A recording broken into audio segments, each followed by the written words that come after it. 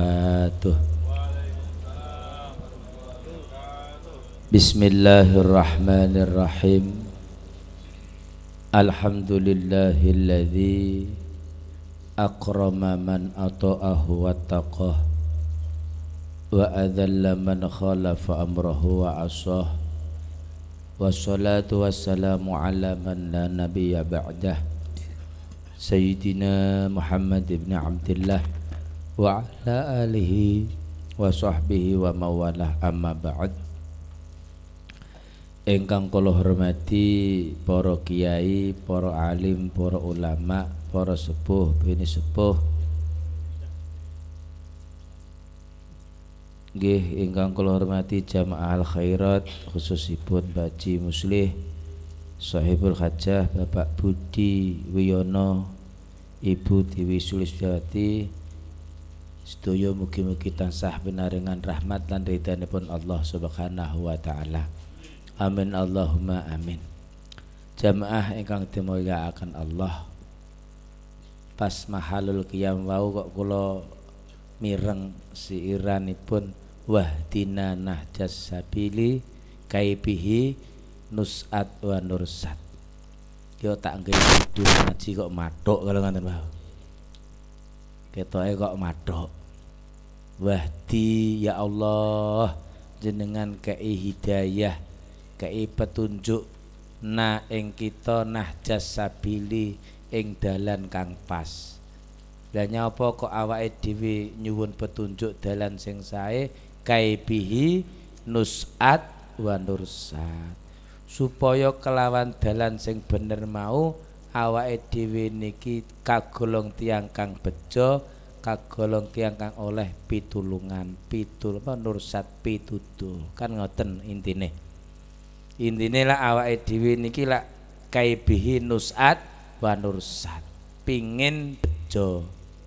Awake dhewe iki pengin bejo, pengin penak, nyuwun mugi-mugi Allah paring dalan sing bener, Allahumma amin. Lah dalan bener ki sing piye? Lah niki lho. Para rawuh hadirin ingkang dimulyakaken Allah, senajan kula ngapunten nggih, kula ki mboten kok ahli nduduhne dalan bener mboten. Kula dhewe nggih dereng sepinten bener-bener tenan. Cuma berusaha kula dikek amanah ngaji niki lak ken duduhne jenengan dalan bener ki ndi ngoten to nggih. Maknane dina iki sing ngertos dalan bener ki kula tok ngoten mawon piye? Ngono lho. Seliyane ora enek ngono nggih. Ben percaya ngono lho. Dadi dalan sing bener niku wonten setunggal nasihat. Luqmanul Hakim nasihat dumateng putranipun ngeten. Kama la yasluhu az-zar'u illa bil ma'i wat turab, fakadzalika la yasluhu al imanu illa bil ilmi wal amal. Dadi kaya dene tanduran niku mboten saged berkembang apik, ora saged subur kejaba kelawan banyu lan lemah. Kaya ngono kuwi iman kula jenengan ora bakal iso berkembang sae, ora bisa subur kejaba kelawan ilmu lan amal. Niki.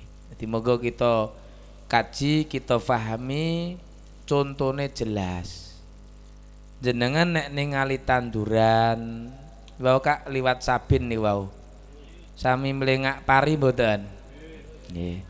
Pari niku jenengan tingali kok urip niku masalahe napa? Karo sing dipari dincepno lemah ya dibanyoni dadine urip.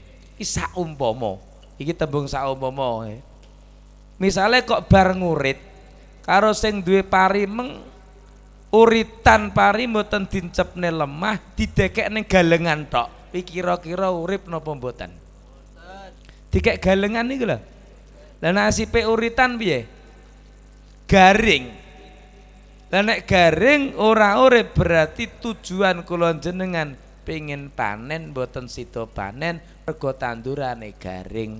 Napa kok garing? Ora dincepne lemah, ora disirami banyu. Lah kula jenengan nggih duwe tanduran jenenge iman.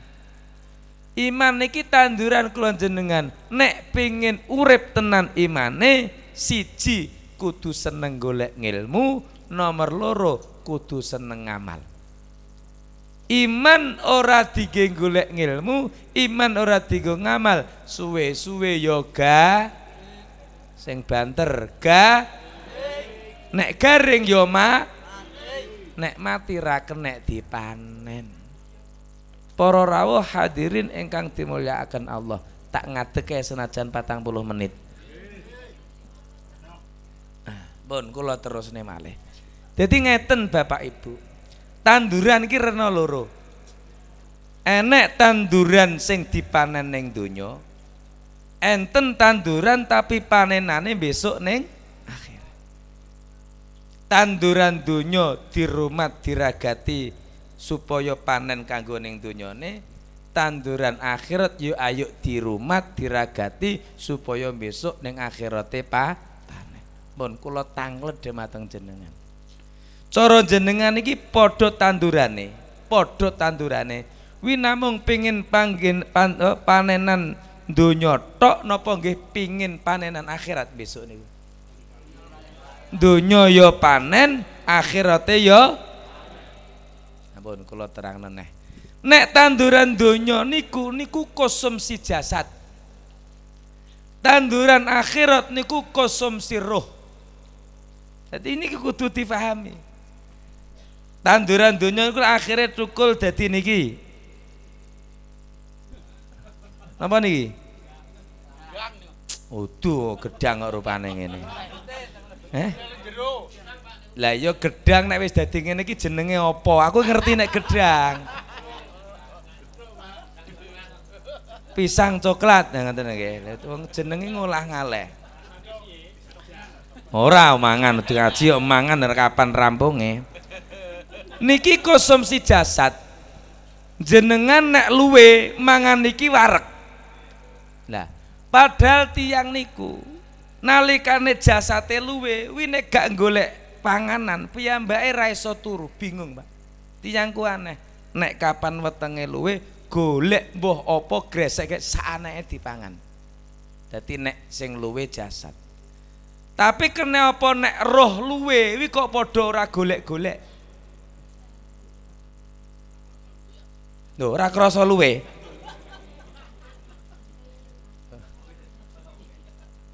Tiyangku nek kapan jasate luwe mesti golek. Tapi nek rohe luwe kok biasa. Mungkin kula terang nih, kula tak terang nih sing awal dhisik wau. Dadi tanduran jenengan sing rupa pari niku panene ning donya. Tanduran iman sing jenengan tandur niku panenane akhirat. Mula pesen kula dhumateng jenengan nek pingin kaibi nusat wa nursat, nek pingin jenengan bejo donya bejo akhirate, ayo diopeni tanduran donyane diopeni, tanduran akhirate diopeni. Dan iki sing badhe kula bahas mergo kula ngaji niki kula mboten bahas tanduran donya, kula badhe bahas tanduran akhirat. Jenengan sedaya lak gadah iman nggih. Pertanyaan kula, imane jenengan iki urip apa garing? Urip. Sakniki iki lho imane urip apa garing? Ya karek mbok sirami apa ora? Ya enek sing urip ana sing garing. Supados tanduran iman kula jenengan ki urip tenan. Bahwa kula mau ngomong kula badhe nuduhne dalan. Piye carane iman ki urip tenan? Siji kudu seneng golek ilmu. Ilmu niku napa? Ngeten. Nek jasad niki urip mergo enek nyawane, roh jenenge. Nek roh urip wi mergo enek ilmu. Nyawa kuwi ruhul jasad, nek ilmu niku ruhur roh. Lah mau kula balekne wau. Nek kapan jasate luwe wedi mati golek mangan. Jenengan cara ora mangan 20 dina no kuat apa ora? 20 dina. Iki kira-kira urip apa mati? Mulane do mangan mergo wedi. Iki do tewal ngene. Penak sampeyan lah kene piye nyekel tok ket nang nyokot yo rawani. Nek jasad niki roh gak oleh ilang, luwe kudu madang njaga jasad. Tapi kena apa masalah roh sing luwe kok ora do madang, ngono to. Roh luwe ki sing piye? Roh tapi ra enek ilmune. Ora enek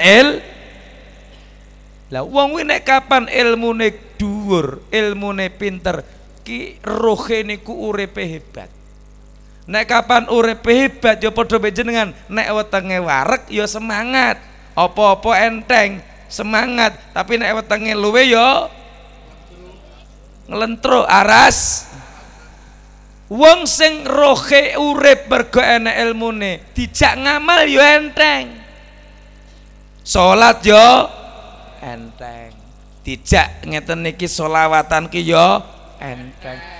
Tapi nek rohe luwe ora tau madang, ngelen sing banter to, ngelen. Oh ya ayas.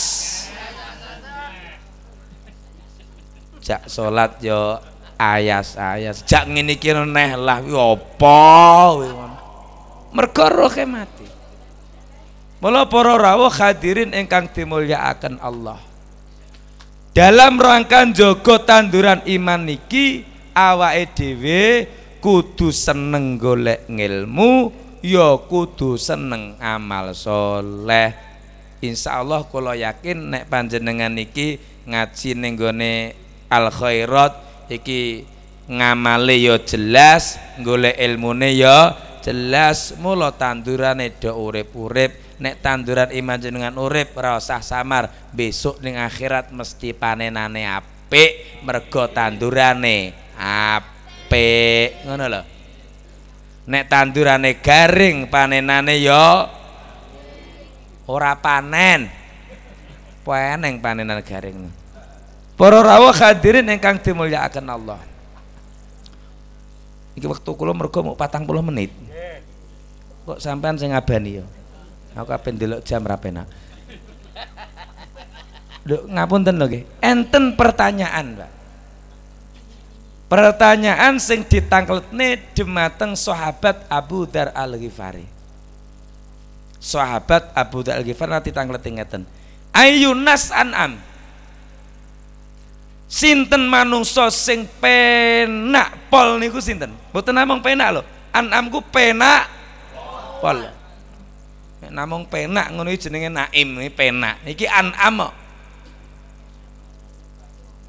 Sinten manungsa sing penak?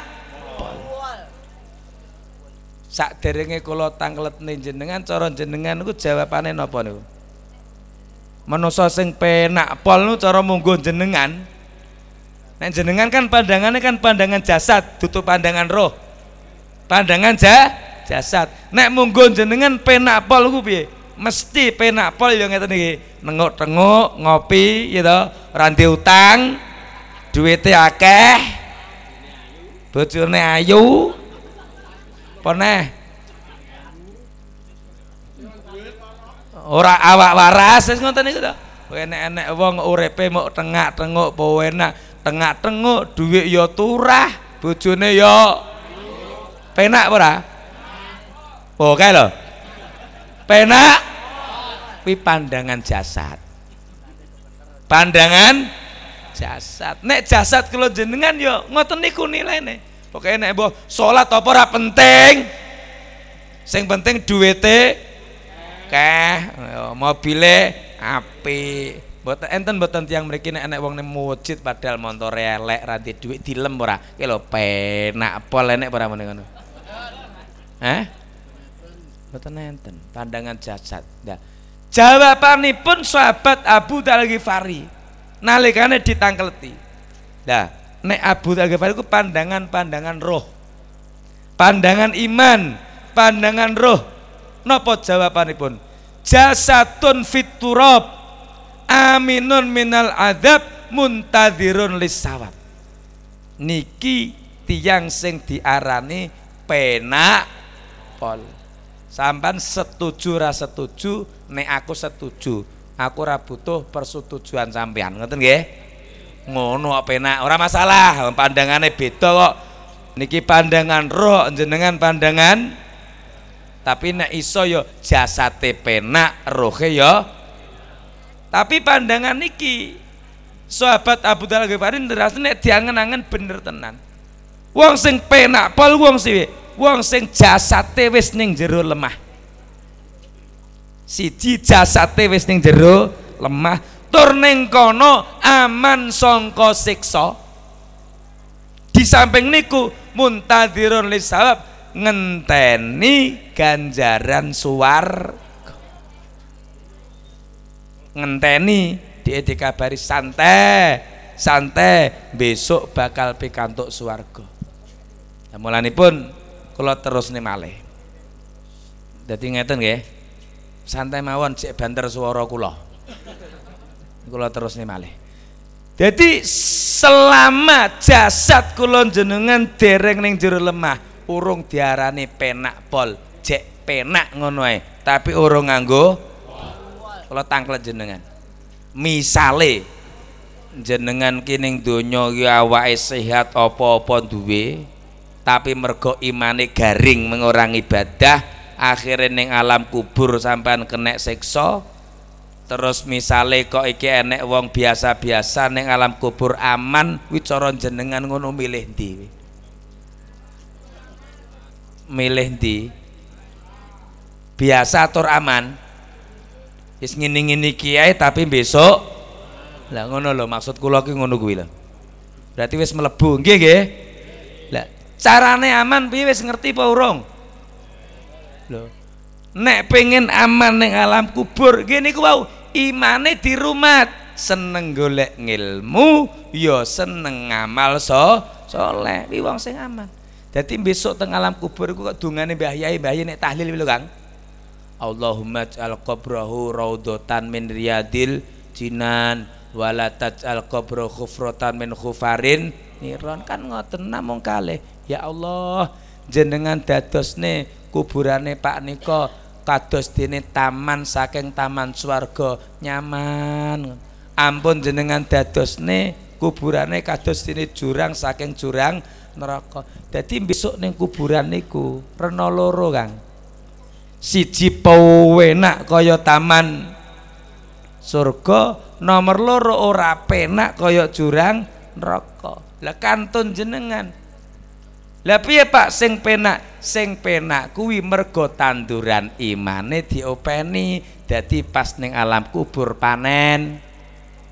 Nek sing diopeni tanduran parine tok, ya panene pari kuwi. Salate gak salat berarti besok ora panen. Enten to Kang teng mriki kadang ning sawah lali ngasar kae? Mboten. Mboten enten. Pol ki enek pol to ora enek pol? Mok pol tok ae. Hah?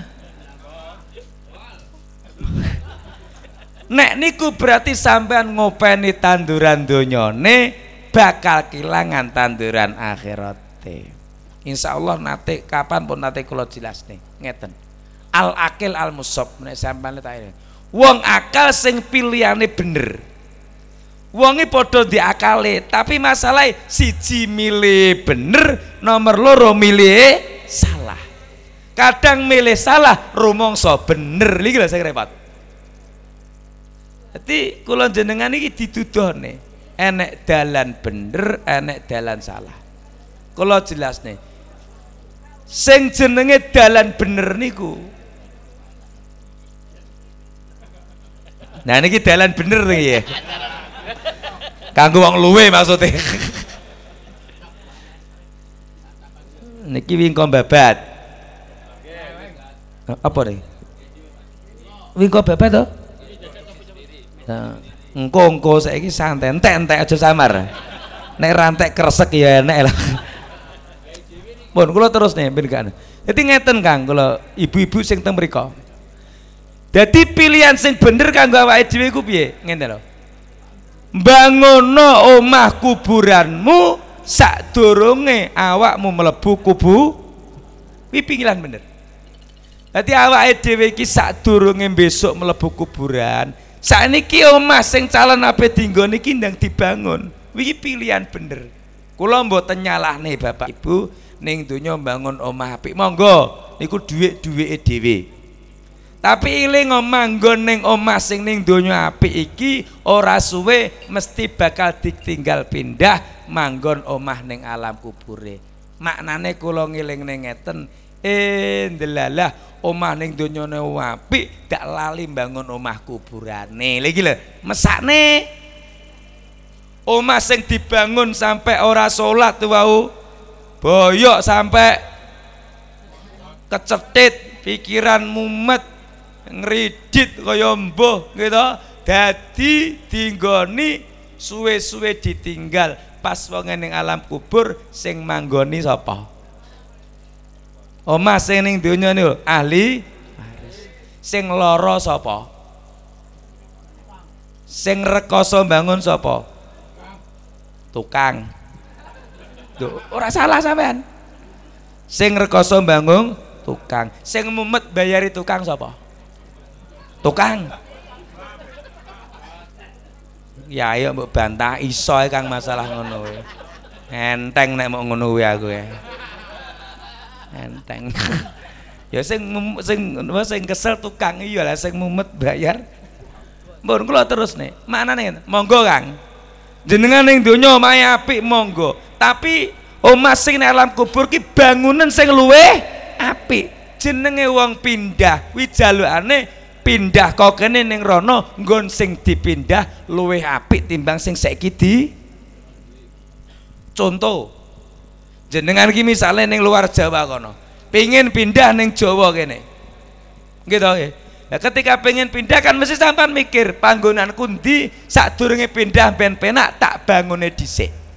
Dadi ning kono nyelengi ning kono nyelengi saoke-oke mulih ning kampunge bangun omah sapi-api nek iso luwih apik timbang sing ning iki. Pilihan bener apa salah?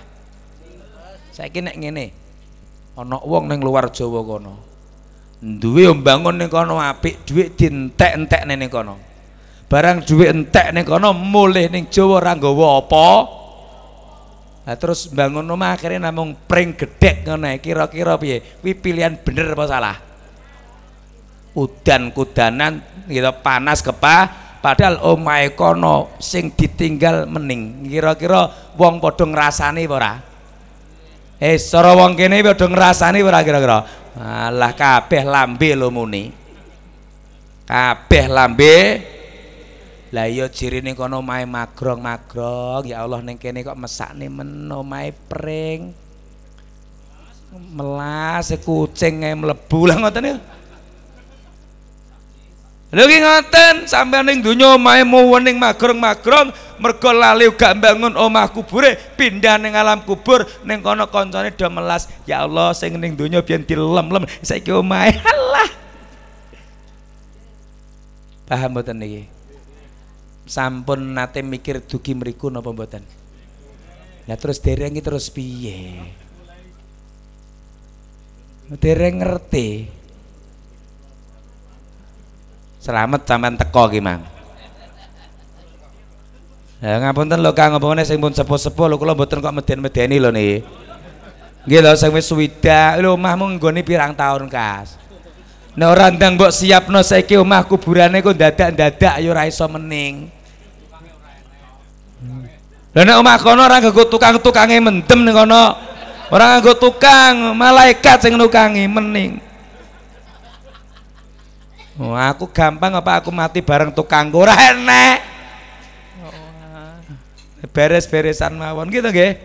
Lho niki nek mboten didudono, pilihan niku wae salah. Dadi uripku dientek-entekne ning donya dipenak-penakne lali ning kono ya butuh kaifabi nus'at wa nursat. Ngoten lho. Kaifabi nus'at wa nursat. Paham nggih? Mula kula jenengan monggo, kula ki mboten nyalane nek omah apik niku kula sip.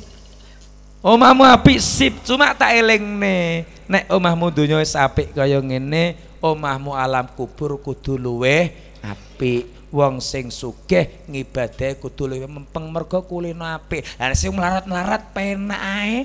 Nah kulino ora penak sampean kok alah aku biasa Pak ngeten iki. Nah sak nggon-nggone turu.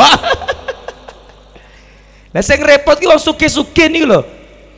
Mulane wong melarat-melarat iki kok ngibadhe tenanan. Walah besok nang alam kubur mok seneng tok deh, seneng tok. Mula disebutne tengene kitab tambah tuba liman kana akhir amri bil bisyarah.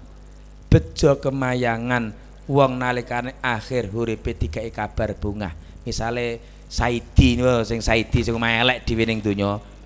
Muga-muga nek kene ra enek sing jenenge Saidi nggih. Ora enek to macul to Jan. Durane ketoke anu cuwil dipapehno to. Mulane ra teko rene Saidi iki. Saidi iki misale omahe paling elek, tapi ngibadahi Saidi niku sregep gitu. Nah, besok ning kono pas mati dikabari di wala khaufun alaihim walahum yahzanun. Santai di rekosomu wis entek. Jatah maculmu wis entek. Sampean wis ora urip wis ra mumet-mumet, saiki sampean nrimo upahmu ki lho, omahmu ning alam kubur ke kaya taman swarga di. Bungah niku tuba. Wong sing oleh kabar ngene wong sing betul-betul bejo kemayangan. Nusat tenan iki. Tapi nek kapan kok misale ngapunten enek wong ninggal, wong kuwi ngapunten lho nggih. Nalikane tiyang kapundhut, utang-utang ning gone Gusti Allah ya diklumpukne diduduhne. Idza hadara al insana al mautu jumia. Jadi nalikane enek wong iku ninggal jumia diklumpukne Pak utange. Salate utange pira diduduhne. Utange poso pira muni diduduhne ngono to. Mangane karo muni ngono lho aku memeng dhewe kene iki. Utang salat dohne, utang poso dohne. Sing dhek karo wong iku ngrasani ayo dohne kabeh. Lah siki ape suwan Gusti Allah ketok utang kaya ngono. Ngapunten lho, jenengan ape dolan ning gone wong lah utange jenengan akeh, wayahe bayar ora bayar kira-kira wani ora dolan rono. Mesti. Wis kakean kok. Rono mesti aku nek rono ra melu aku tak ndelik ae ya ora penang ngono deh. Wayahe al khairat kok ning gone kanca sing diutangi mesti dik ra teko. Izin ae. Eneng. Misale lho, mboten menak beda dolan niku nggih. Kula jenengan tatak ora dolani karek sing didolani wis seneng apa ora karo awake dhewe. Kula termasuk pilihan bener niku sadurunge kula jenengan pinanggih Gusti Allah piye saiki nglakoni amal sing dadekno Allah ridho. Nglakoni amal sing dadekno Allah ridho. Mergo awake dhewe badhe panggih Allah. Nek kula jenengan iki nglakoni ngamal sing dadekno Allah ridho, besok panggih Allah Allah ya ridho. Di Saidi wis tak enteni kowe. Wis tak enteni. Wis ngoten penak. Apa-apa jenenge wong sing didayai seneng. Apa-apa ya ditokne kados ngeten iki mergo seneng. Teko terus niki. Iki engko bar apa iki jenenge? Engko mbabet salak mriki nggih. Bar salak engko apa neh? Sate. Iya ya wae besar kayak kulkase beg-beg ya. Nek besaran ki aja sate, enak tempe melenger daging kabeh. Sallallahu alaihi Muhammad. Ngapunten, dadi awake dhewe iku nggih kok misale ya apa nek tak cekel ae iki meng.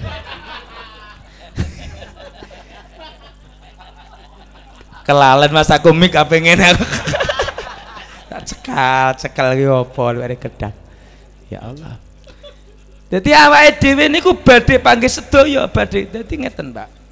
Keyakinan kula jenengan badhe panggih Allah niku penting kan. Teng Al-Qur'an wonten ayat wa innaha lakabiratun illa alal khasyiin alladzina yadunnuna annahum mulaqu rabbihim wa annahum ilaihi raji'un. Salat ibadah lakabiratun abot. Ngibadah Quran yang sing enteng abot kabeh kejaba siji wong sing wis khusuk-khusuk. Sinten wong sing khusuk? Alladzina yadunnuna annahum wong-wong sing yakin piyambake bakal ketemu pinanggih kalih Allah Subhanahu wa taala. Nek wong sing ngoten niku ibadah Quran yang abote enteng tok, malah kurang. Ampun tiyang mriki kula tak tanglet. Salat niku abot apa enteng?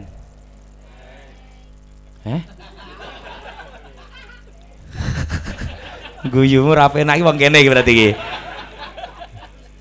Nek jamaah khairat kok mun yakin mergo imane wis ilmune wis kan enek ilmune enek amale iman mesti urip nek imane urip ku ya enteng ngoten lho.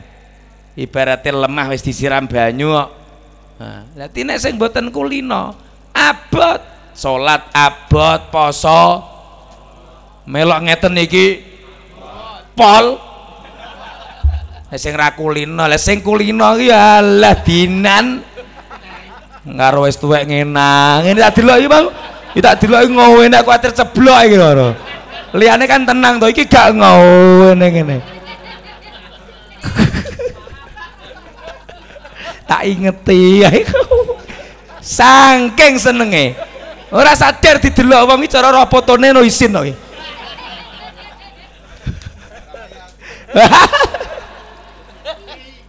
Lho nggih ngapunten. Ternyata keyakinan kula jenengan panggih kalih Gusti Allah niku tok sing dadekno ibadah niku mergo mikir, Pak.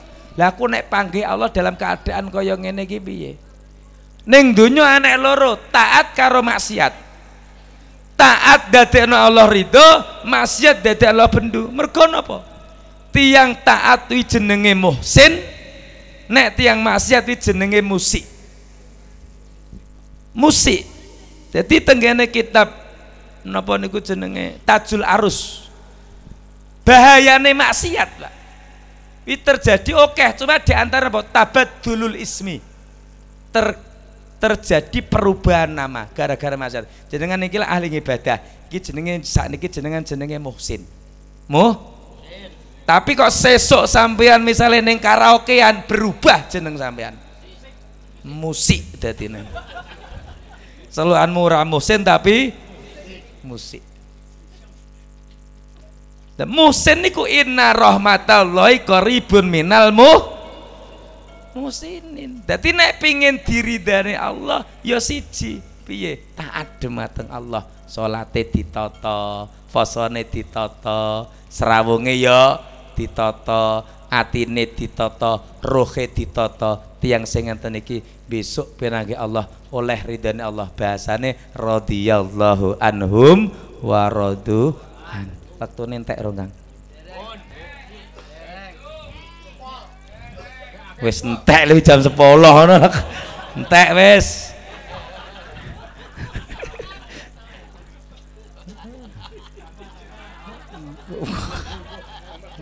Mun nggih. Tabas parapat. Piye iki? Oh, gimana? Lanjut. Sampeyan tak seneni kok ya seneng. Itu seneni kok seneng. Malah ngapal nggih. Tapi intine dari pengajian iki jenengan paham nggih. Kaibihi nusat. Kabeh awake dhewe pengin bejo. Pikirane ampun namung pengin bejo teng donya tok, rugi Kang. Kadang saat ini kan pikirnya kan namun terbatas, pokoknya bangun omah api, mobile api, wis jenenge kan wis sukses. Nggih, donyamu sukses, jasadmu sukses, tapi rohmu piye? Ngono lho. Rohe piye? Kendaraan roh iki piye? Nek donya iki lak sifate nikmate niki lak ya sementara. Malane diarani wau sahabat Abu Dzar Al-Ghifari kan jelasne sing diarani penak tenan iki ora ning donyane. Sing penak tenan iki besok nek wis ning alam kubure. Siji cirine penak piye? Oleh ridane Gusti. Wong nek wis ridane Gusti Allah ning gone kono mesti aminun minal adzab, aman sangka siksa. Nomor loro omahe apik kula critani. Jenengan saged buka mungkin teng dalem tenggene kitab Tanwirul Qulub. Gadah nggih? Semono gadah ngene lah. Jenenge Tanwirul Qulub. Oh nek kulupan oke. Tanwirul Qulub. Temriku enten wa min naimil jannah. Termasuk wa min naimil kubri. Termasuk nikmat kubur. Nikmat kubur omah sing calone awake dhewe nggone lho. Nek sing wis 70 ya paling 5 tahun kas lah manggon kan. Lho ya ape teko pira? Iku wis bejab wis panjang umur lho niku. Oh sing 70 mung isore pirang-pirang kok. Nggih to? Ngono. Wis rasah diangen-angen teko-teko wayahe. Aku muni 5 ya iso 8 iso 5 wulan yo karo Gusti Allah lho niku. Nggih to nggih. Nah. Besok panggonan teng alam kubur niku wa min naimil kubri niku napa? At-tausiyah kuburan niku diambakne Siti Nadiran suwidak dira. Nek sak dira niku saknene tapi wong Arab ora kok ndek kaya aku ini iki. Dawa sekitar nek fikih nek guru kula jelaske 48 cm. Dira ini iki lho sampai kene iki jenenge dira. Tapi dira sing muktadilan wong sing ora dhuwur nemen ora ndek. Nemen nek kula kan termasuk sedengan to. Sedengan ndeke maksudnya. Sedengan tapi sedengan ndeke ngono lho. 48 cm. Swidak dibagi 48 pinten? Ya sekitar 30-an lah digeseket kan berarti yang 30 meter. Jadi ombone omah niku sekitar 30 meter. Dinggone persegi 4 niku. Dadi ombo iki dinggone dhewe. Wis sing ning omah bangun sing oleh nikmat kubur. Sing ora oleh nikmat kubur mergo omahe donya ape ora tau ngibadah wi enek jenenge Dhaghtatul Kubri. Niku saged jenengan tingali ten kitab napa wau? Kulub. Tanwirul kulub ya ilinge kulub. Tanwire wis ilang. Dhaghtatul Kubri piye? Dikempit karo kuburan. Mergo kuburan ku nek enek wong lemah. Lemah ku nek enek wong manggon ning dhuwure kok ora ngibadah gregetene masyaallah. Titenono wae. Alah gak sabar. Mlebu nang dikempit iki balung mblesat kabeh. Iki jenenge Dhaghtatul Kubri. Dikempit gregeten sampe mblesat kabeh. Mergo kono wis titenono mlebu guyu-guyu mendem ning dhuwur ku titenono mlebu. Mulane aja guyu-guyu ning dhuwur bumi. Nangis besok ning ngisor. Nek ra percaya jajalan besok. Nah aku ki urung rono sampean mesti halah iki dudu jere Solikin aku wis muni to ning kitab Tanwirul ngono lho. Bukaan ngene ning omah. Wi blesat Pak niku. Lah nek sing mulane diarani khufratun khufaniron niku. Lah nek kapan sing naimul kubur jajal 30 meter itu ambune tek kebak wewanginan. Wangi luar biasa. Sangger esuk sore buka ketok swarga, wis seneng ngene. Nah awake dhewe kan buka cendela kan sampah. Apa eneng sak sugi-sugi wong omahe wangi terus, mboten enten. Apa meneh wayahe ngeten iki amis kabeh. Sak wong-wonge ya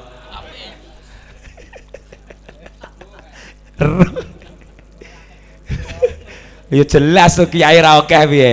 Guwak-guwak Bang. Aku sampai tuku ki lho Kang, sing gedhi ki lho.